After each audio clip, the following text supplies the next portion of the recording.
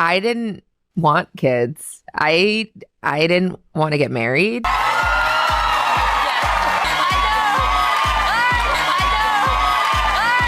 She sounds like, hey, I might have missed out on something.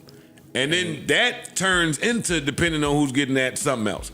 Because you ended up with the tippity top of what men have to offer.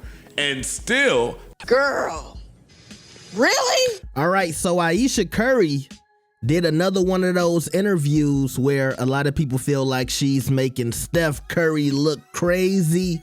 Let's see what the Podfather had to say about this. Make sure y'all like the video and subscribe. Let's get it. What's up, Ayesha Curry? I've seen her in the news a lot.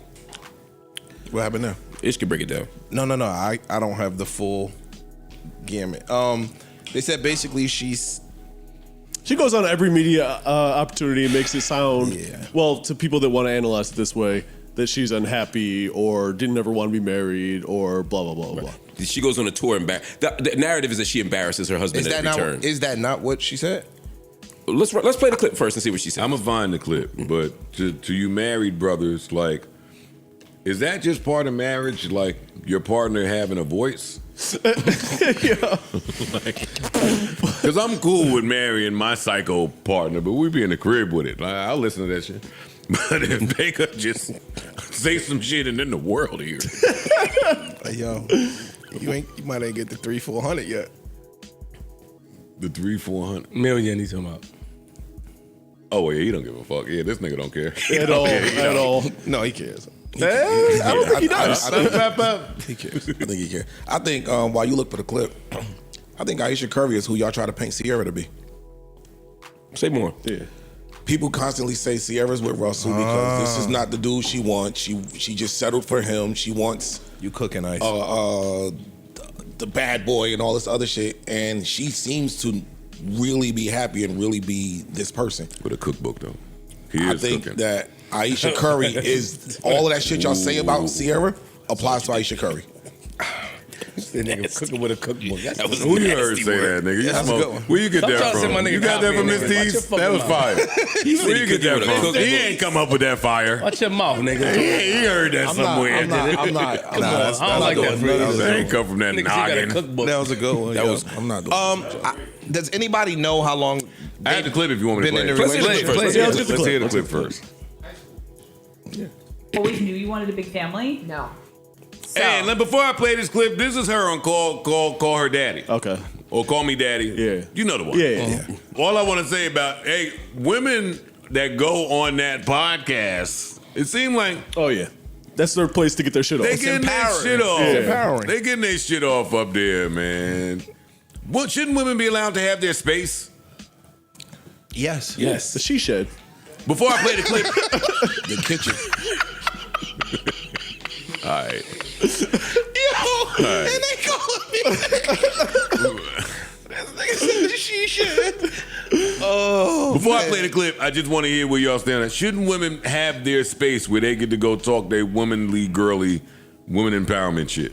Yeah. Like uninterrupted. Yeah, like we do here. Everybody deserves a space. Yes. But what happens is when you say that in your space and you are popular figure, Good for you, nigga. I hear you. Okay. then that shit gonna come out. And you can't control what comes out to the media. And I also think that, you should be able to have your space, but you should also have some reservations if it's gonna make your significant other look stupid. Exactly. All right. I think a lot of these empowered ones. Let me play that. Let Let me play the clip. No, she was just saying she tried to talk to him. He just don't understand because he's like, well, we got everything. Like, that's my question. Go get a job, then. I disagree with that. Well, see, so again, Slow down. I think we having a lot of conversations. yeah. That's, All right, go ahead. Let's. So Corey said, "Yo, what the fuck you gonna go do?" And I said, "Yeah, that part." She can go get a job. I disagree with that piece. I think that there is power in you going out, earning your keep, whatever the case may be. It's some fulfillment there. And they got fly sewing machines now. You ain't seen the Lou Williams the shit with the laser. For real. Yeah, the shit with the laser. They got the shit with the triple needle. Good job, man. Yo, and they call me the misogynist. It's easier than ever to go grocery shopping now too. No, I disagree. I think that there is when you get in a relationship that young, I think that she could potentially feel like she missed out on a big part of the world. I'm dead serious when I say that. I'm with you. Like, yo, you going to college or you sending your resume out, you going on interviews, and then you outside working. That's it's something to experience. And if you never experienced it, I could see where there would be some lack of fulfillment there. She sounded like she living in regret. See, I didn't hear I don't any take of that. Yeah, No, but that's not on that one clip. I heard the other. That's why I want to separate the two things out, right? What she said there, I think, was quite reasonable. Mm-hmm. They asked her if she saw herself in this place, and she said, "No, I had these other plans for myself, who I would be in the world, what I would do." And then I got into this relationship so young. She said, "You never know where you're going to end up." Basically saying, you make plans, and then life happens, and they go in a different direction. It didn't even sound like a complaint to me. It sounded like she was just saying shit happens in life that you don't anticipate. And I think if you ask the average 16-year-old or 18-year-old, I agree, what they want to do and where they're going to be in 10 years, and then you look at them 10 years later, the gap between what they said they were going to do and what they actually did is huge. Yeah. The reason that the internet is taking this clip and reacting to it a certain way is because they already have a narrative about Ayesha Curry that they've been building based off things she said in the past. Yeah, based off things she said, based off things she's done. They immediately went back and found the clip when she went on the show with Tia Mowry, showing her feet. when the cake guy came out and she mocked like she was taking her wedding ring off. Yeah. There's the other interviews she's done where she said, "Hey, I never got a chance to, for all intents and purposes, have a whole phase." She also said some shit like, yo, when I go out, I want the men to look at me and want, you know what I mean, with a certain level. I don't think there's nothing wrong with all that. I don't get any... Nothing. This is the thing. But you're representing something. Nah, there's something There's wrong. a lot wrong with that. There's something wrong. As a representing your husband. Of course, you don't Exactly.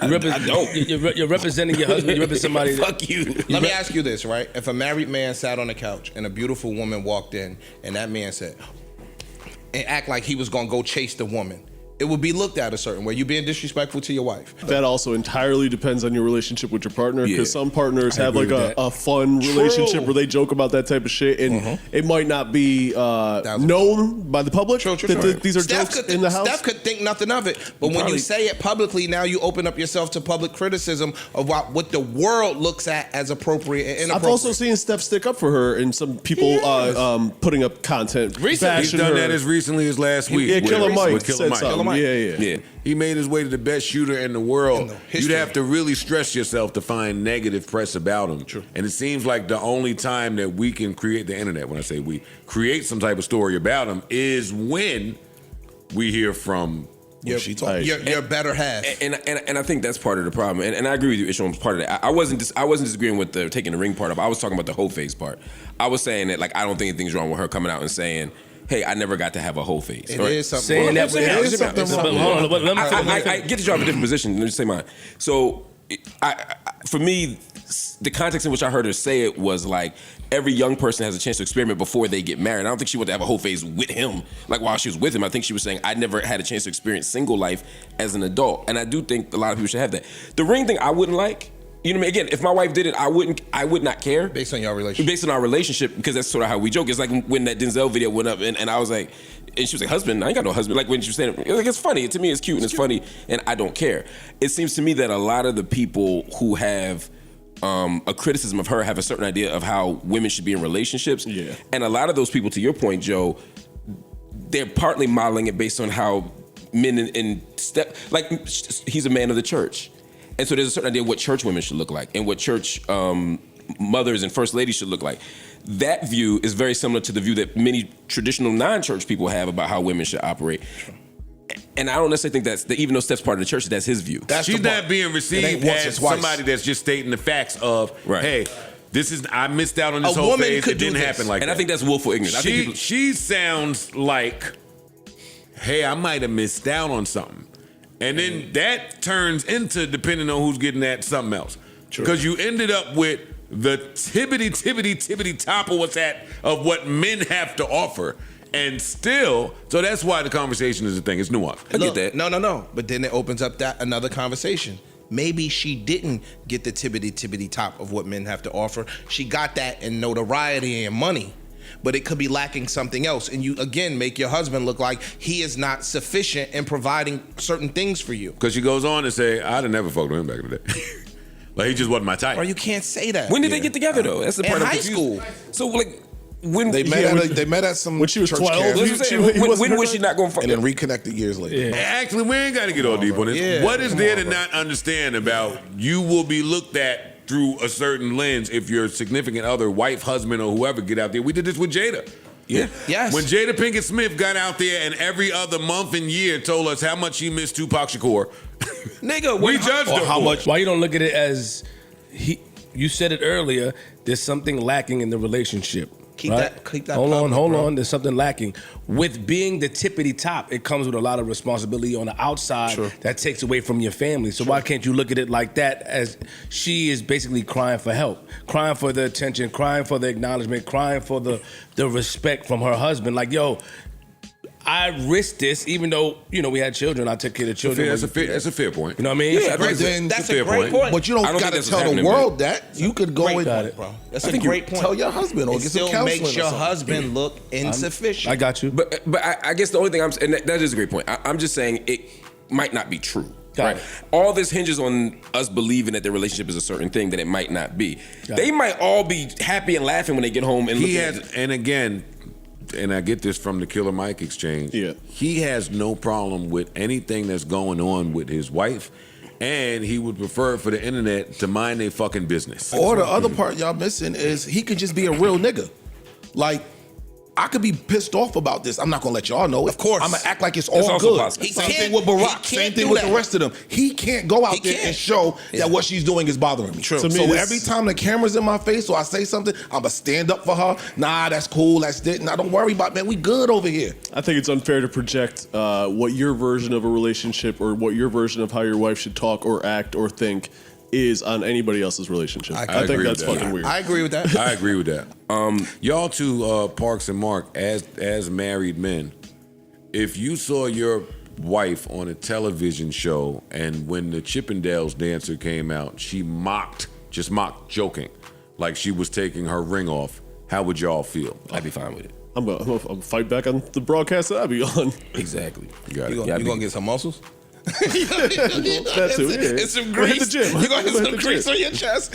No, See, I agree with y'all. If, Me too. if I was married and I saw my wife do that, I wouldn't pay it no that wouldn't mind. bother me. But then if 3 But now months add it later, to a bunch of other things, something so. else happened, And I then a maybe year wouldn't pay it later- no mind either. Then a year later, And then 6 months later, like That's the the part. string of events, at some point I would have the conversation with her. So that's why I like Ice's point. Because I assume Steph Curry to be a real nigga. I would imagine That's they what I had took from it. conversations. Yeah, I don't. Yeah. That would be unbelievable to me that they didn't sit down at dinner and say, Yeah. "Hey, when you go out you there and do doing? these interviews, maybe don't say this." Or he's like, "Yo, actually, throw that shit in the fire. Who gives a fuck? Let's turn shit up." Yeah, I'd be walking by the dishwasher like, "Oh, you want to fuck somebody so bad? Sit down, sit down somewhere."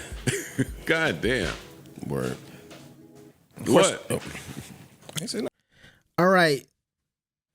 Here's my thing about this situation. Well, I want to put my crazy theory out there first. I always say this. What if Steph Curry and Ayesha Curry have a understanding? What if Steph Curry is gay or bisexual and Ayesha Curry is cool with that? And they have an understanding. So when Ayesha does stuff like this, it doesn't bother Steph because he gets to do what he really wants to do on the side. And so as long as the relationship can stay intact and his secrets is protected, he don't care about what she say in public. Because when I hear her talking, it does sound like, and I think it was Flip who said this, like I don't necessarily know if I'm looking for crying out for help, but to me it definitely says it's something going on in this relationship that I wish I could talk about, but I'm gonna just talk around it. Now, I could be crazy, but that's what I think about Steph Curry and Ayesha Curry. I think Ayesha is his beard That's what they call, a married couple, and the guy is gay, and the wife is just covering for him. That's his beard. That's my opinion. I could be wrong. Now, also, I think Ayesha always comes off as a little ungrateful, because whether or not, they're in this perfect loving relationship, I think a lot of the people who are in the 1% club, they forget how hard it is for the average person or just the average woman who wants to find a decent man and a decent husband. There are so many women that wish they could find a partner like Steph Curry, who either made his money or that looked as good as him, or that seemed to be just a decent Christian, wholesome guy. And I think that's when a lot of the controversy and a lot of the criticism come from, when the audience sees Ayesha talking like that, because it's like, okay, you hit the jackpot. You got the guy who can play basketball, who not a train wreck off the court. He not James Harden going to the club every day. He not one of these football players putting hands on you every day. So we assume. So it seems like he's a really good husband, a nice guy. He's not doing anything wrong to her. I mean, look at the country we in right now. Everything is like, Christian, religion. And it seems like she got a good religious black man who comes from a good family, a wealthy family, who's also wealthy himself. It's like she checked every box on the list, and people are like, how could she do this to him? We've never heard anything about Steph Curry cheating with a woman. But yeah, I think, Ayesha kind of forgets how hard it is for people to find what she has. But then I also understand, she wants to go out there. She wants to make a splash. She wants to make a name for herself. It's a lot of women over the years who had to live in some man's shadow. And I get that part of it too, right? She wants to carve out her own space. And maybe she feels like, she's speaking for a lot of the women that she runs into, right? It's probably a lot of celebrity wives that feel like Ayesha. She might be going on these platforms and just regurgitating all the stuff she hears from other basketball wives or other celebrities' wives, actors' wives, whoever she's talking to in her little book clubs or her social circles. And that brings me to, at the end of the day, it's not our relationship. And if I'm going to be fair, I have to tell y'all the same thing I said about Travis Hunter. Why do we care so much about these people's relationship? And I know that sounds crazy coming from the guy who just made up this whole story about how he thinks Steph Curry might be gay. But at the end of the day, this is not something I obsess about every day. I'm not out here making 15 videos about Ayesha Curry and Stephen Curry, okay? But, yeah. It's not our business, and maybe we should stay out of it. And by the way, what I said about Steph at the beginning, it's a lot of athletes living that life. Okay? Some people said Chris Bosh had a beard. Y'all all talking about Karl Anthony Towns right now. But ain't Karl Anthony Towns messing with Jordan Woods? So, I'm ready to see the first openly gay basketball player or the first openly gay football player. I'm talking about an active player, not somebody who want to retire and then come out the closet. Let me know what y'all think about this. Shout out to the Curry. Shout out to the podcast. Make sure y'all like the video and subscribe. I'll see y'all next time. Peace.